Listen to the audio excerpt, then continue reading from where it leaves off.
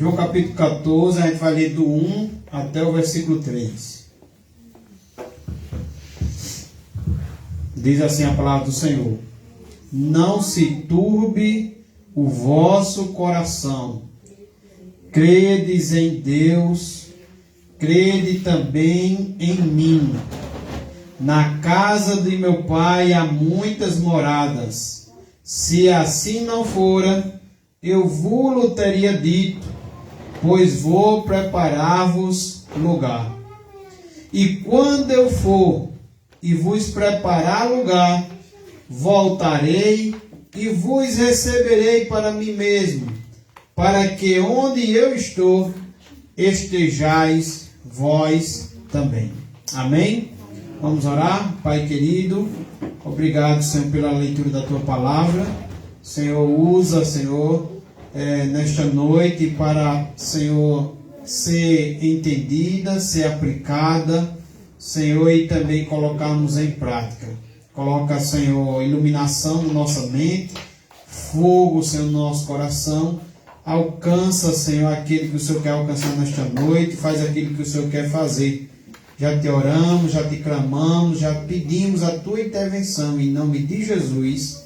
Amém. Meus irmãos, o tema da mensagem de hoje é como triunfar sobre as turbulências da vida. E é uma mensagem muito atual.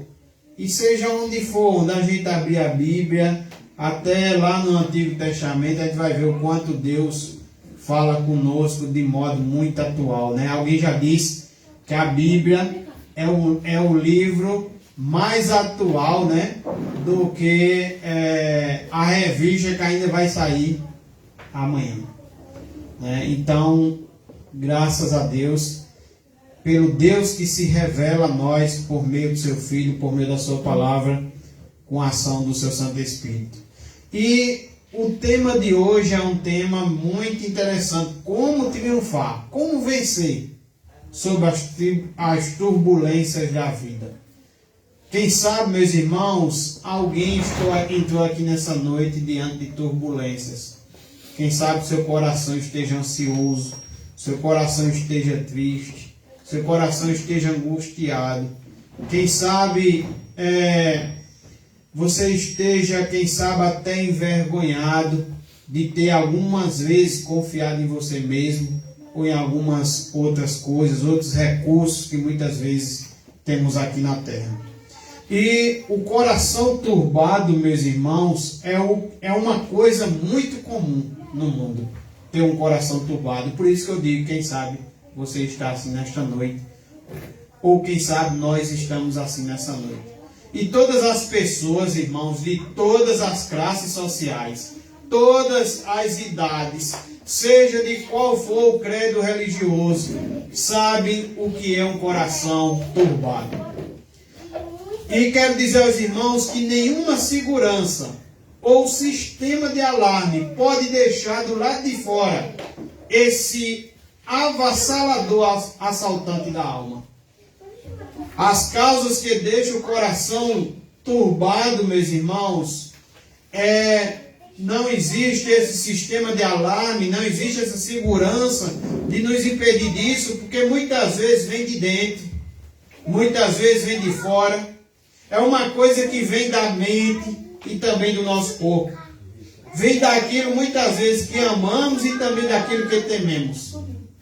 Eu quero dizer aos irmãos que mesmo os crentes mais consagrados sabem o que é beber o cálice mais amargo da dor na caminhada entre a graça e a glória. Os santos mais consagrados encontram neste mundo um vale de lágrimas. E é nesse contexto, é nesse dilema também, é nesse coração turbado que Jesus está, é nesse momento que Jesus também está se despedindo dos seus discípulos. E eu quero dizer aos irmãos, para que os irmãos entendam um pouquinho o contexto, o momento, é que nesse momento, irmãos, é aquela quinta-feira do Getsemane. Essa é a quinta-feira onde vai acontecer o suor de sangue. Essa é a quinta-feira da traição de Judas. Essa é a quinta-feira da negação de Pedro. Essa é a quinta-feira da prisão de Jesus. Então os discípulos estão com o coração turbado. E nesse coração turbado, a gente observa que seus corações estavam tristes, devido à iminente partida de Cristo, devido à esmagadora solidão que os atingia. Eles também estavam envergonhados devido ao egoísmo que haviam mostrado quando perguntaram quem seria o maior entre eles. Eles estavam também perplexos devido à predição de que Judas trairia Jesus, de que Pedro iria negá-lo e que os outros discípulos iriam ficar dispersos. Eles estavam também, meus irmãos, vacilantes na fé, pensando, por exemplo, como pode o Messias ser alguém que vai ser traído? Eles estavam também angustiados diante das aflições, dos açoites, das perseguições, das prisões e torturas que iriam enfrentar pela frente. Então é nesse momento que Jesus consola seus discípulos. E Jesus consola de seus discípulos dizendo aquilo que a gente viu no versículo 1. Não se turbe o vosso coração.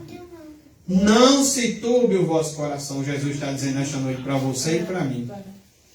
Então, meus irmãos, como triunfar sobre as turbulências da vida?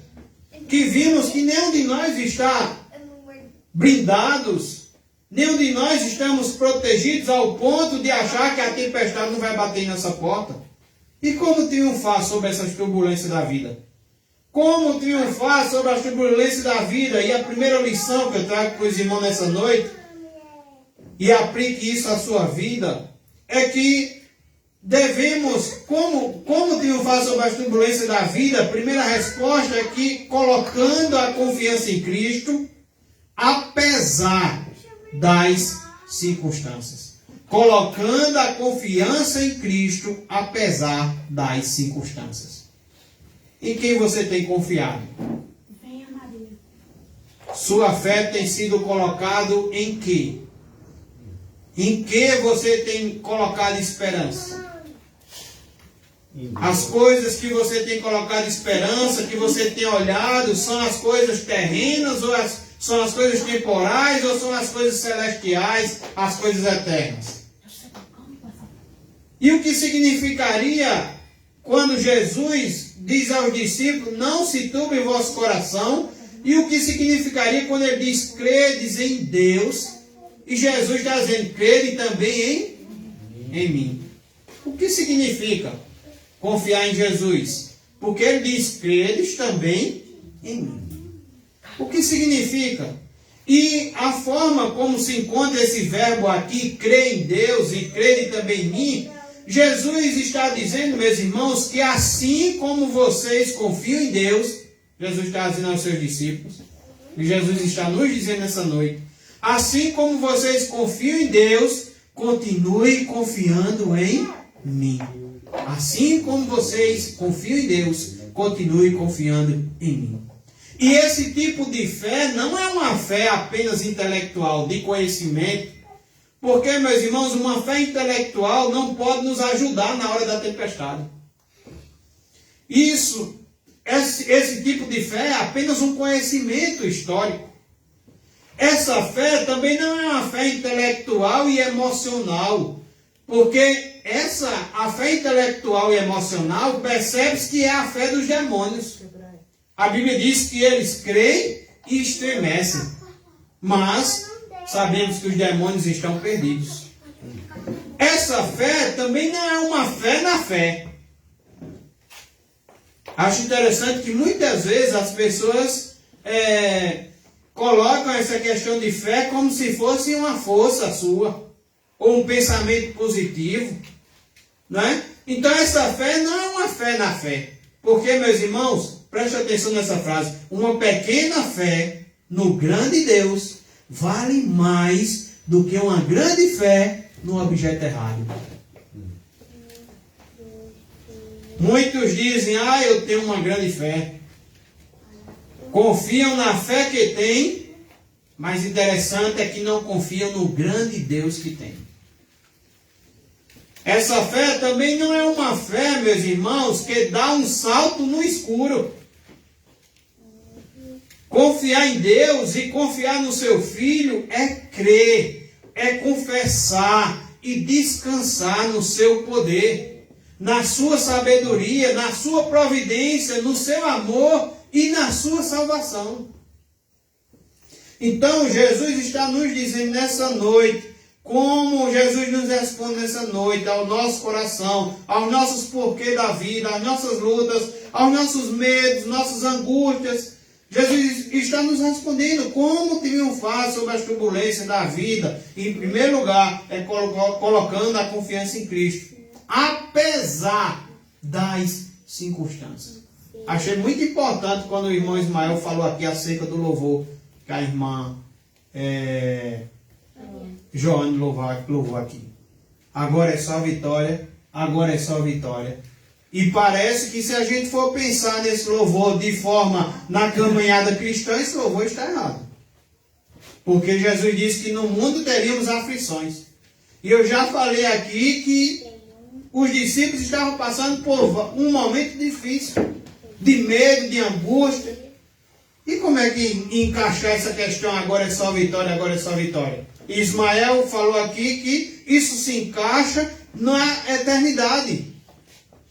Porque, meus irmãos, quando confiamos em Cristo, precisamos crer em Cristo, confessar nossa confiança em Cristo e precisamos descansar no seu poder, na sua sabedoria, na sua providência, no seu amor e na sua salvação. E as lutas, elas vão nos acompanhar, elas vão nos amedrontar, mas Cristo disse que estaria conosco e Cristo disse que é lá que Ele vai enxugar todas as nossas lágrimas. É lá que vamos poder dizer, agora é só vitória. Então, meus irmãos, essa fé significa isso. Já que vocês confiam em Deus, Jesus está dizendo, continue confiando em mim. E a fé em Cristo, meus irmãos, por que confiar em Cristo? Porque a fé em Cristo, minha irmã Bianca, a fé em Cristo é o remédio para a doença do coração turbado.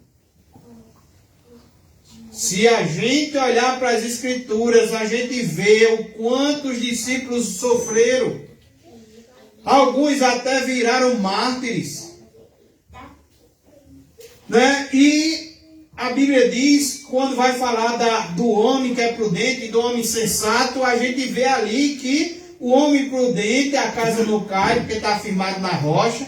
O homem sensato, a casa cai e é grande a queda, porque sua casa está sendo firmada na areia. Mas a Bíblia deixa claro que o vento impetuoso vem e bate na casa dos dois. Assim, meus irmãos, quando chove aqui no Agudo, que a chuva cai na casa de todos, eu posso dizer a vocês que a tempestade também bate em nossas portas. As crises vêm. Os problemas aparecem. As tempestades nos ameaçam. Os ventos contrários sopram contra nós, mas Jesus está dizendo, continue confiando em mim. Em Marcos 4, do versículo 31 ao 35, a gente vê a passagem lá da tempestade. E Jesus diz aos seus discípulos, por que sois assim tímidos? Por que não tendes fé? E a gente observa que nessa passagem havia promessa.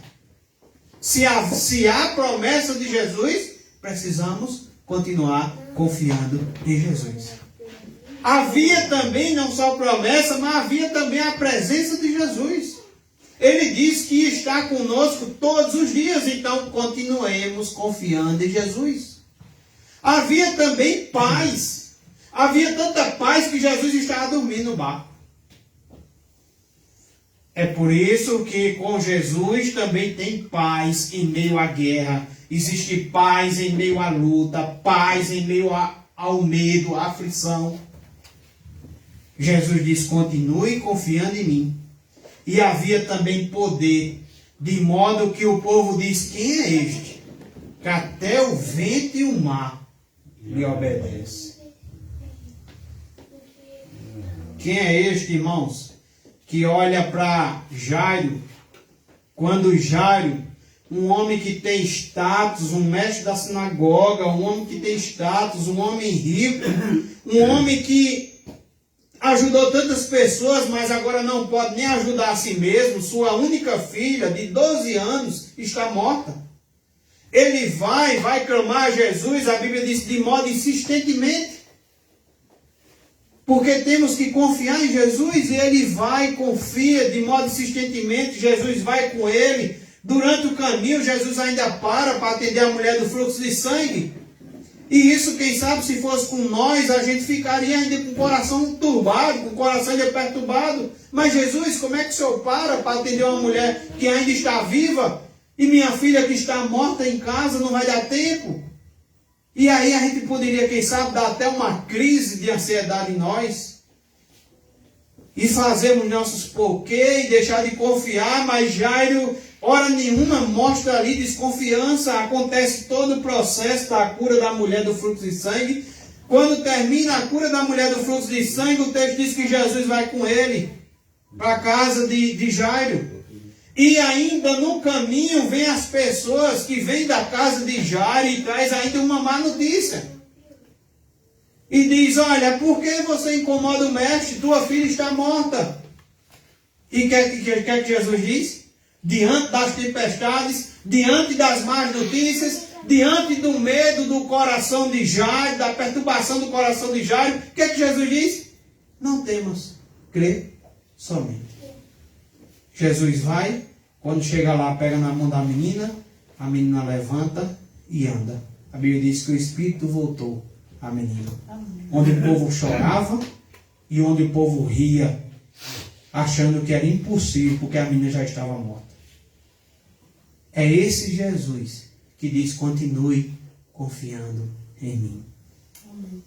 Pastor, depois eu quero dar meu pequeno testemunho aí. Viu? As crises vêm, meus irmãos. A perseguição virá. A cruz é inevitável. Mas Jesus diz, continue confiando em mim. As prisões, os açoites nos alcançarão. Iriam alcançar os discípulos. E Jesus continua dizendo, olha, continue confiando em mim. Virá a solidão, a crise financeira, a doença, o luto, até o luto muitas vezes, por que não? A dor, as lágrimas, os vales profundos, as noites escuras. E muitas vezes, meus irmãos, isso até de um modo mais forte num irmão do que no outro. Mas Jesus continua dizendo, confie em mim, disse Jesus. A cruz, Jesus estava mostrando para eles, a cruz iria ser um espetáculo horrendo. Os homens iriam cuspir no rosto de Jesus. Iriam pregar Jesus na cruz, mas Jesus está dizendo aos seus discípulos, continue confiando em mim, disse Jesus. Sabe por quê, meus irmãos? Porque confiar em Cristo, a fé em Cristo, é o remédio para a doença do coração turbado. A fé em Jesus é o único remédio para um coração turbado. A fé, meus irmãos, que é olhada para Cristo, que é colocada em Cristo, ela olha para Jesus e não para a tempestade. A fé, ela ri das impossibilidades. A fé, ela vence sobre as crises. A Bíblia diz que Abraão creu contra a esperança. Paulo, na hora do martírio, ele disse, eu sei em quem tenho crido.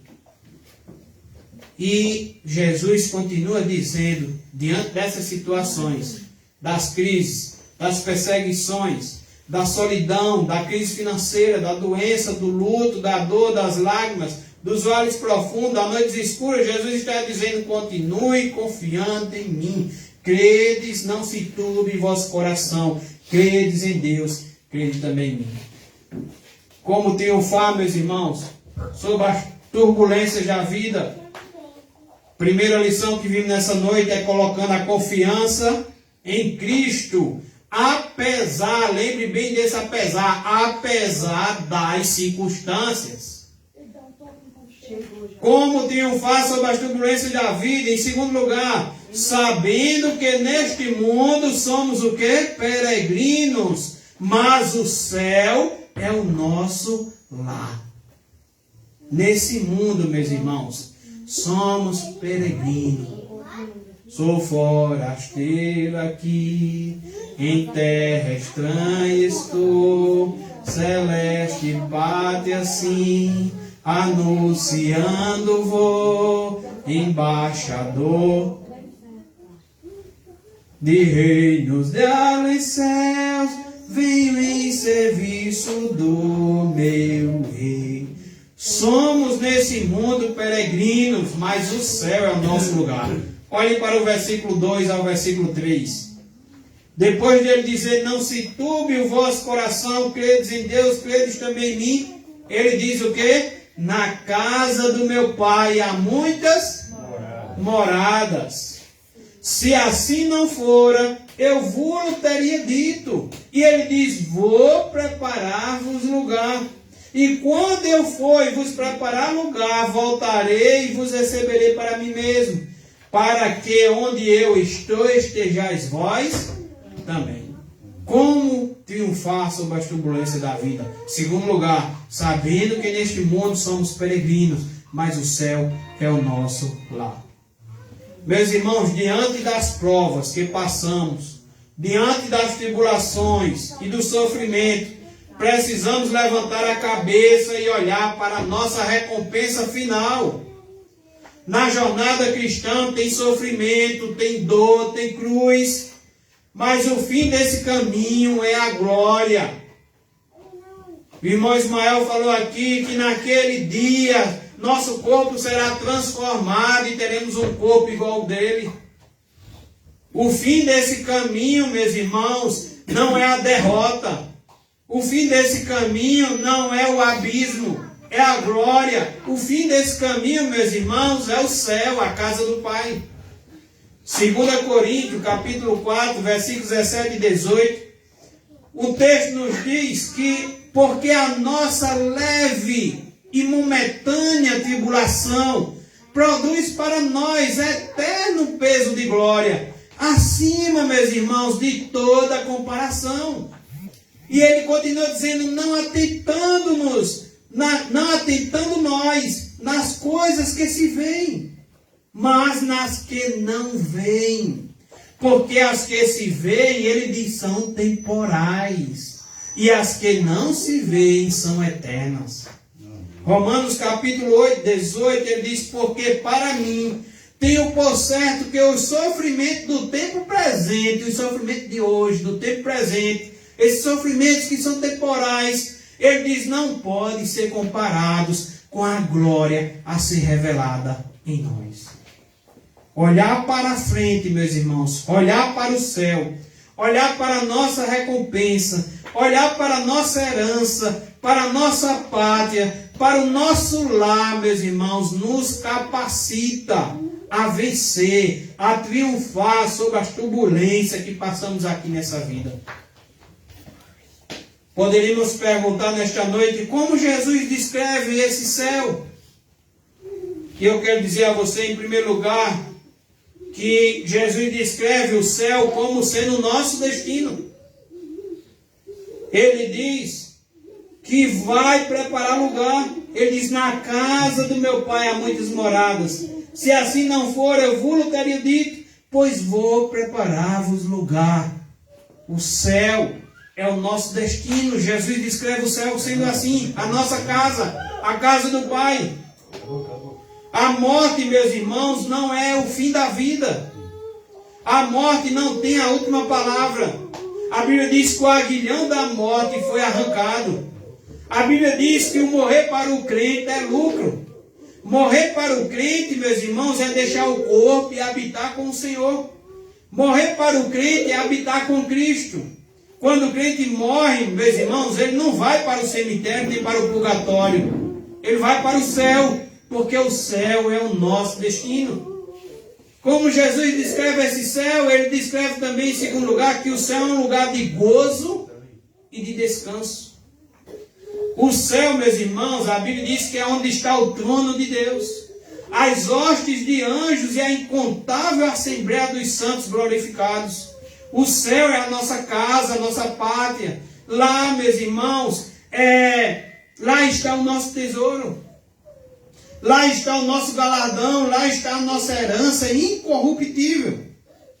É lá, como eu já disse nessa noite, que Deus vai enxugar nossas lágrimas. No céu é onde vamos entoar um novo cântico ao Cordeiro pelos séculos dos séculos, diz a palavra do Senhor. O céu é um lugar de gozo e de descanso. Como Jesus descreve esse céu, em terceiro lugar, ele diz que o céu é a casa do Pai. Os filhos de Deus estarão todos lá, meus irmãos.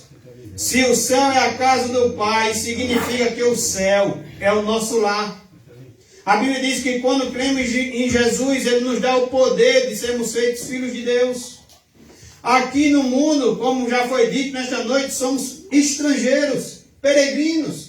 Mas no céu vamos estar em casa, na casa do Pai. O céu é lugar de segurança.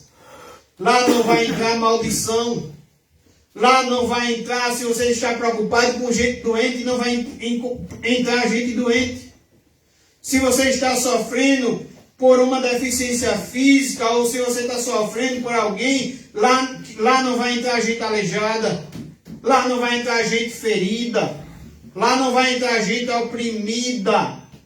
Lá não tem, meus irmãos, cortejo fúnebre. O céu é a casa do Pai.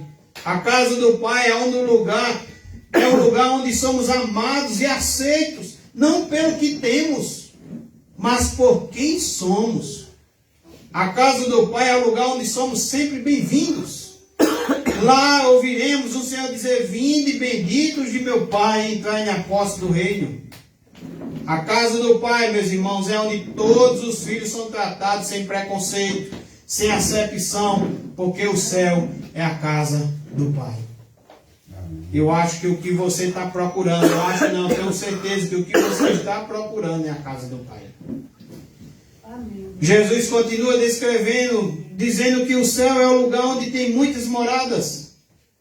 Apocalipse vai dizer que o céu tem lugar para todos os filhos de Deus. É um lugar onde diz que a cidade mede 2.200 quilômetros de largura e 2.000 quilômetros de comprimento. Isso significa, meus irmãos, que há lugar para todos nós. Todos aqueles que creem em Jesus Cristo. No céu não teremos apenas morada, no céu teremos mansões. O céu é o lugar da nossa morada permanente. Aqui no corpo moramos numa tenda frágil. A Bíblia diz que a nossa vida é como uma nuvem, um vapor que logo se dissipa.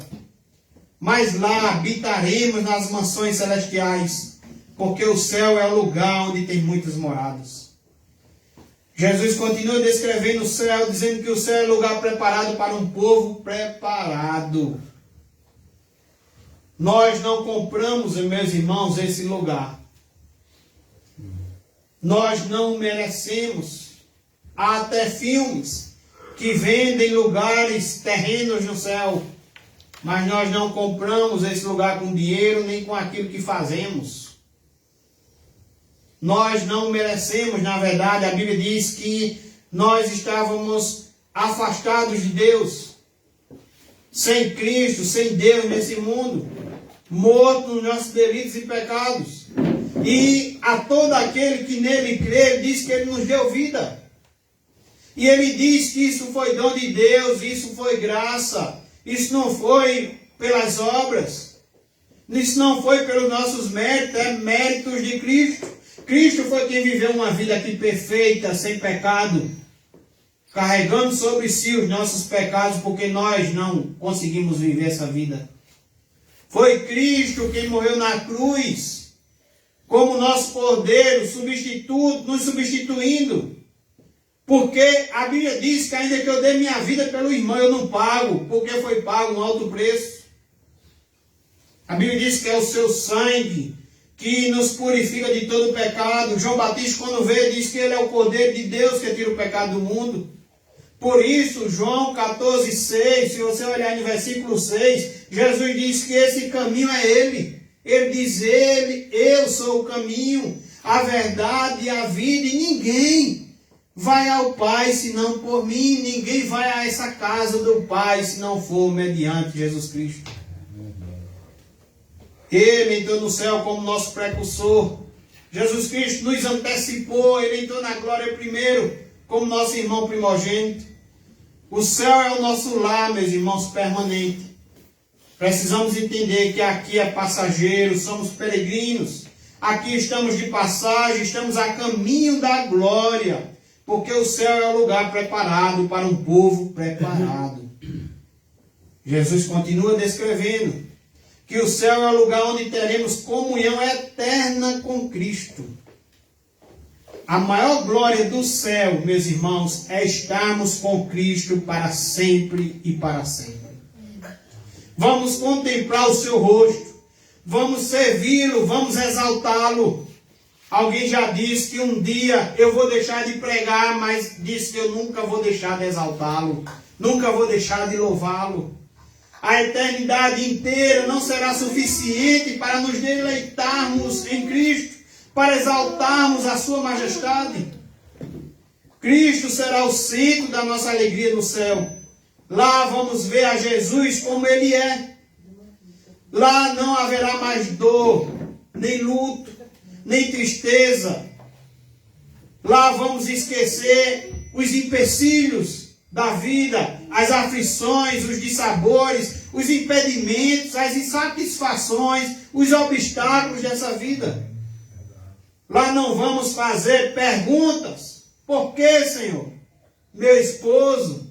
Por que, Senhor, meu filho? Por que, Senhor, minha saúde, ou minhas finanças, e tantas perguntas que fazemos, como o próprio Jó fez também. Lá não vamos fazer essas perguntas, lá vamos adorá-lo. Cristo será o centro da nossa alegria no céu. Lá não haverá mais dor, nem luto, nem tristeza, lá vamos esquecer tudo isso. Lá não vamos fazer pergunta, lá vamos adorar com alegria, porque o céu é lugar onde teremos comunhão eterna com Cristo. Hernando Dias Lopes disse, você sabe o que é a eternidade? Pegue, por exemplo, algum valor, alguns dias, conte aí alguns dias, conte aí 1000 dias, e tire de 1000 dias, tire 100 dias, por exemplo. Quanto é que sobra? 900 dias. Já tem uma falta aí, já tem uma sobra. Mas tire 1000 anos da eternidade. O que é que sobra? A eternidade. Tire 1 milhão de anos da eternidade. O que é que sobra? A eternidade. O céu é o lugar onde teremos comunhão eterna com Cristo. Mas também o céu é o lugar onde teremos plena comunhão uns com os outros. No céu seremos uma só família. Não teremos denominação A, denominação B, igreja A, igreja B, igreja C. Seremos uma só família. Vamos nos conhecer. Vamos nos relacionar em pleno e perfeito amor. No céu vamos abraçar os patriarcas, os profetas, os apóstolos, os nossos entes queridos que já partiram com Cristo. Essa é a pergunta que fazemos, quem sabe, todos os dias, como triunfar sobre as turbulências da vida. E Jesus está nos ensinando. Em primeiro lugar, colocando a confiança em Cristo, apesar das circunstâncias. Em segundo lugar, sabendo que neste mundo somos peregrinos, irmãos. Tem um certo homem na Bíblia que está ali, como se fosse viver apenas aqui nesse mundo.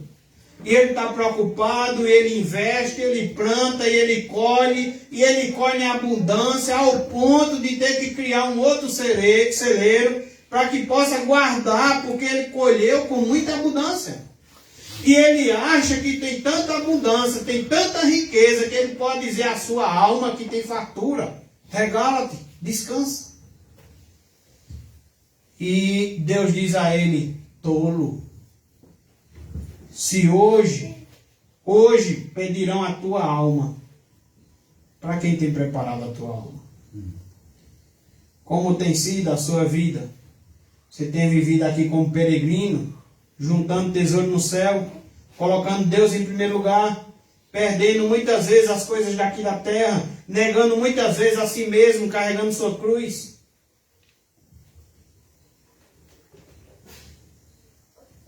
Há um filme, que às vezes eu gosto de contar esse filme, é que o homem estava muitos dias desempregado, passando por uma grande luta, uma grande aflição na sua casa. Estava faltando tudo na sua casa. E ele já havia muitos anos desempregado. E de repente uma empresa chama ele para trabalhar. E ele vai, entra no escritório e tem duas pessoas para interrogar. E o patrão, conversando com ele, quer combinar uma coisa com ele. Olhe, aqui vai chegar 18 caixas. Todos os dias vai chegar 18 caixas. Eu quero que você marque só 17. Será, irmãos, que nós somos daquele que queremos viver aqui e queremos abraçar as coisas erradas daqui da terra, porque estamos só juntando nosso tesouro aqui e não no céu? Nosso coração está só aqui e não no céu. E a gente começa a dar explicação, mas em casa está faltando a feira, mas em casa estamos passando por necessidade. E sabe o que é que acontece isso no filme? Ele diz que não pode, ele diz que vai dar a resposta no outro dia. Ele vai para casa e quando ele chega em casa, encontra a mulher desesperada, porque a mulher quer que ele diga um sim na empresa, porque eles estão precisando. A luta está sendo grande, está faltando tudo em casa. E ele diz, mas eu não posso fazer isso.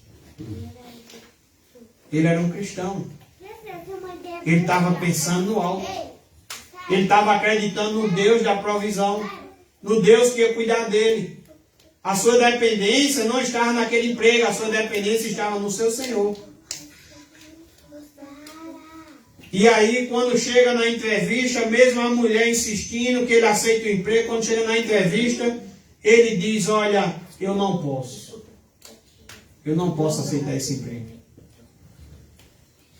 E aí, para surpresa nossa no filme, o dono da empresa diz, você está contratado. Porque entrevistamos cerca de 10 pessoas e todos eles toparam esse tipo de serviço. E você não topou e precisamos de uma pessoa aqui de confiança. A Bíblia diz que quando honramos a Deus, Deus nos honra. Então, como estamos vivendo aqui, irmãos? Pensando só aqui nessa terra? Jesus, não vem agora não, Jesus, que eu estou gostando do meu pecado. Jesus, não vem agora não, Jesus, que eu quero ver meus filhos crescer. Jesus, não vem agora não, Jesus, por causa disso, por causa daquilo. Mas Jesus nos ensina, irmãos, que um coração turbado precisa confiar em Jesus, apesar das circunstâncias. Um coração turbado precisa entender que aqui é peregrinos, vamos ter lutas, vamos ter muitas angústias, muitas aflições, mas o céu é nosso lar, vamos chegar lá. E como triunfar sobre as turbulências da vida, em terceiro e último lugar, sabendo que não estaremos sozinhos, mas Jesus voltará para nos buscar. Amém. Irmãos, quando olhamos para a ceia, a gente lembra que Jesus disse que um dia voltaria para cear conosco. No versículo 3, ele diz, e quando eu for e vos preparar lugar, ele diz, voltarei. Voltarei e vos receberei para mim mesmo, para que onde eu estou, que é na casa do Pai, ele diz, estejais vós também. E a pergunta que podemos fazer, e também para nos alertar nessa noite, é como Jesus virá. Em primeiro lugar, Jesus voltará certamente. Sabe por quê? Porque ele prometeu. Ele disse, eu voltarei.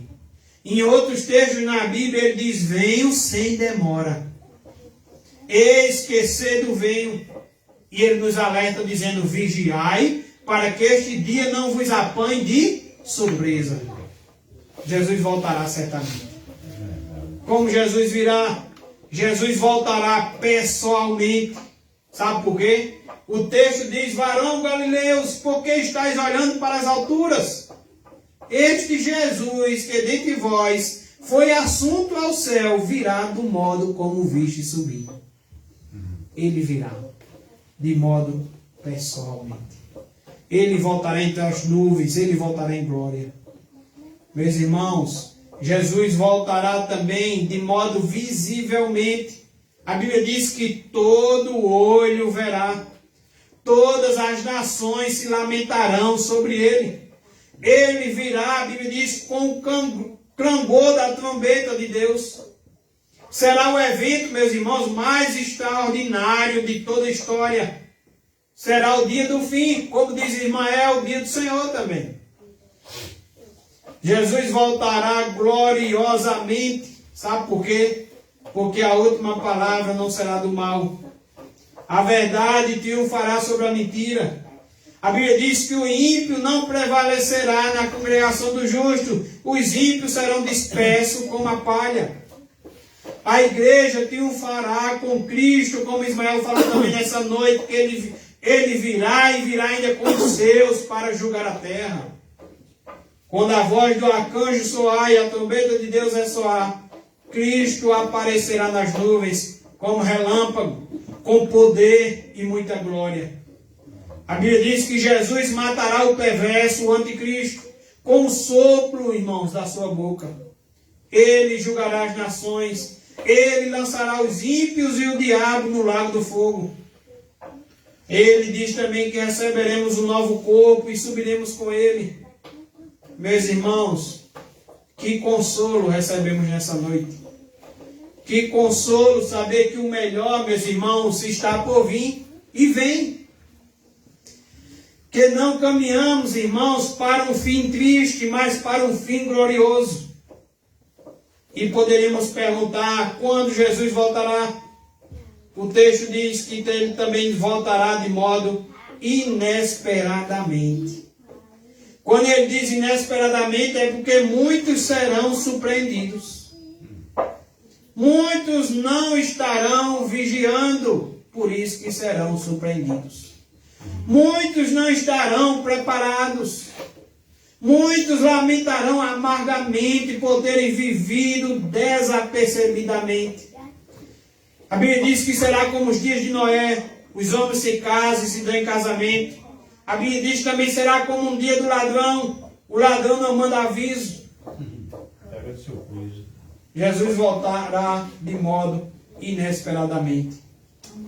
E a pergunta é também, para que Jesus voltará? Ele virá, meus irmãos, como disse no texto, para nos levar para a casa do Pai. Para as bodas. Alguém já disse que as bodas têm 4 fases. A primeira fase das bodas, irmãos, é a fase do compromisso. Eu preciso confiar em Cristo. Ele disse, assim como você crê em Deus, creia também em mim. Precisamos confiar que Ele é o Cordeiro de Deus. Precisamos confiar que Ele disse que é o caminho, a verdade e a vida, e ninguém vai ao Pai senão por Ele. Ficou bem claro também nesta noite, meus irmãos, que muitas vezes estamos procurando acalmar nosso coração com as coisas terrenas, preencher nosso coração com as coisas terrenas, mas está claro que quem preenche nosso coração é a casa do Pai. A segunda fase das bodas é a fase da preparação. Temos compromisso. Depois, quando temos compromisso, também temos preparação. A terceira fase das bodas é a fase do encontro com a noiva. E a quarta fase das bodas é a fase da festa da casa do noivo, que já é na casa do Pai. Quero concluir dizendo aos irmãos 3 coisas. Observe, em primeiro lugar, que aqueles discípulos estavam abatidos, irmãos. Estavam tristes, estavam turbados. Como você está nessa noite? Como você tem andado esses dias? O que você tem procurado? Em quem você tem confiado? Você tem entregado a vida a Jesus? Você tem confiado em Jesus? Aqueles discípulos estavam abatidos, tristes, turbados. mas foram consolados. Foram revestidos também, meus irmãos, com o poder do Espírito Santo. Confiaram em Cristo e proclamaram seu nome. O meu desejo nessa noite é que, se seu coração estiver turbado, que você seja consolado em nome de Jesus. Que você seja revestido com o poder do Espírito Santo. Que você confie em Cristo. Ele diz que aqueles que vão até Ele, de modo nenhum será lançado fora. Ele diz que aqueles que estão na palma da sua mão, ninguém mais arrebata. Ele diz também lá em Apocalipse que os seus já estão marcados também com seu sangue. E ele diz: vinde a mim, todos que estão cansados e sobrecarregados, e eu vos aliviarei. E que você seja revestido, consolado, revestido com o Espírito Santo. Confie em Cristo e anuncie Cristo. Em segundo lugar, percebemos aqui que eles viveram como peregrinos, ajuntaram tesouros no céu, viveram sob a lei do céu, aguardando o céu, meus irmãos. Eles viveram preparados para a segunda vinda de Cristo. O meu desejo é que você durma preparado, como se Cristo fosse voltar hoje. E assim seja todos os teus dias até Cristo voltar, ou até você partir com Ele. Mas que você viva um compromisso. Aquele que diz: vinde a mim, todos que estão cansados e sobrecarregados, eu vos aliviarei. Ele também convida a andar com Ele, quando Ele diz: tomai sobre mim o jugo. É andar com Ele, é aprender com Ele, que Ele é manso e humilde de coração. E eles viveram preparados para a segunda vinda de Cristo. Que na vinda de Cristo ou na sua partida, você esteja preparado em nome de Jesus. E você, quero concluir perguntando: e você? Será que o seu coração ainda está turbado? Será que o seu coração está cheio de temor? Quer que você aprenda nesta noite? Ponha a sua confiança em Cristo. Saiba que é só mais um pouco, irmãos.